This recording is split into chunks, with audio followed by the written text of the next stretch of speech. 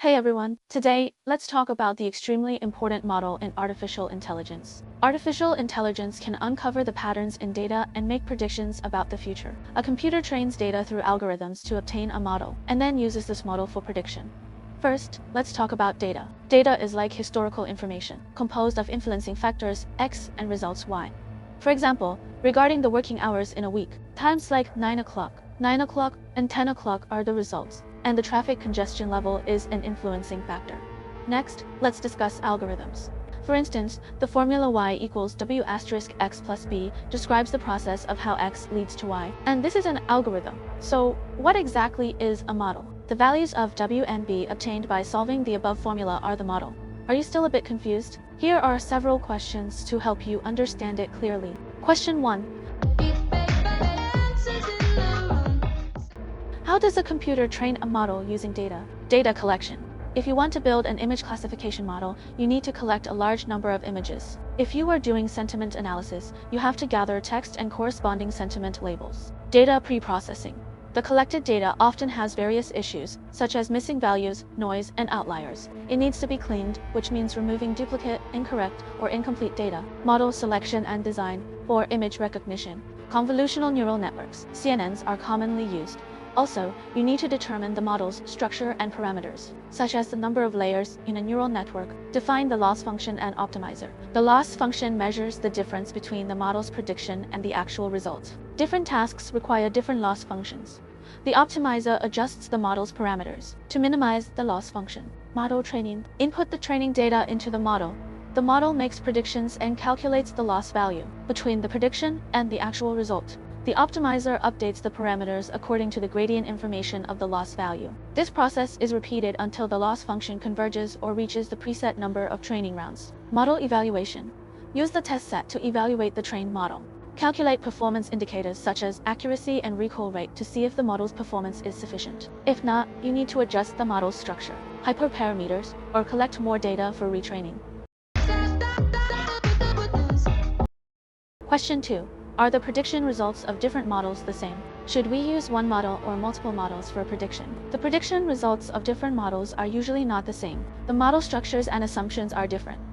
For example, linear regression assumes a linear relationship in the data, while neural networks can learn complex nonlinear relationships. The learning ability and adaptability to data also vary. In practical applications, using one model makes training and deployment simple, requires less computing resources, and has good interpretability. However, it may not be able to capture complex information and has limited generalization ability. Using multiple models can combine their advantages, improve accuracy and generalization ability, but training and managing multiple models require more resources and time, increase the model's complexity, and make interpretability worse.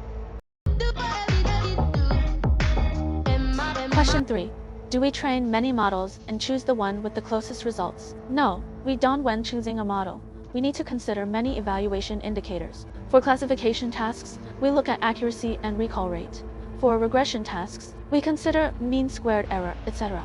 Moreover, if the training results are similar, the model may be overfitting the training data and perform poorly on new data, or the model may be too simple and under. When choosing a model, we also need to consider its complexity and interpretability. In practice, methods such as cross-validation, grid search, and ensemble learning are often used to select models. Question 4. In y equals w asterisk x plus b, do we need to calculate the values of w and b?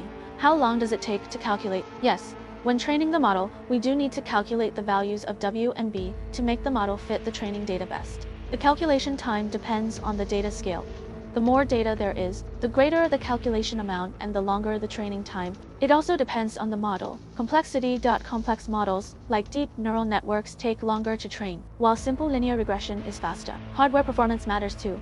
Using GPUs or TPUs is much faster than using CPU. Additionally, the optimization algorithm and hyperparameter settings affect the training speed. If set properly, the training will be faster. A simple model on a small dataset may only take a few seconds to a few minutes, while a complex deep learning model on a large dataset may take several hours or even days. Question 5. Is the calculation of model parameters a brute force attack? Definitely not. A brute force attack means trying all possible solutions, but the solution space for model parameters is extremely large, and this is simply not feasible. In reality, we use optimization algorithms. For example, in the gradient descent method, we first randomly initialize the values of w and b, and then calculate the gradient of the loss function with respect to w and b based on the training data, and adjust the parameters in the direction of the gradient. Question 6. What is the value of the loss function? The value of the loss function is a numerical value that measures the difference between the model's prediction and the actual result. It reflects how well the model fits the training data. The smaller the value of the loss function, the more accurate the model's prediction and the better its performance. Question 7. What is the degree of fitting? The degree of fitting is to see how well the model fits the observed data. That is, how close the predicted values are to the actual observed values. Overfitting means the model is too complex and learns the noise and details in the training data. It performs well on the training set, but poorly on new data. Underfitting means the model is too simple and fails to capture the patterns in the data, resulting in poor performance on both the training set and the test set.